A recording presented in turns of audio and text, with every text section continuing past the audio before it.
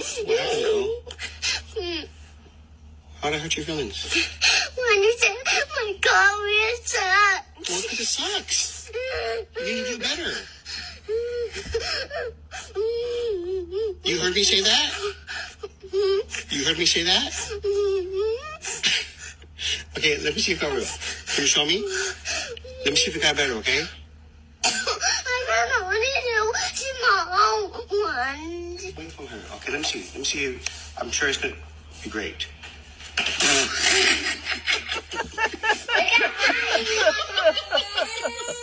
You know what? It's very typical of a father to let their kids know yung realidad ng performance nila. Hindi trabaho ng tatay na i-comfort yung mga anak nila towards mediocrity. Well, I guess hindi rin trabaho ng nanay dapat yon. But those two entities, your father and mother, work hand in hand para i-improve kayo. Yung father mo to teach you about the reality of your performance and your mother to console you during the failure habang ini-improve mo yung mga sarili nyo.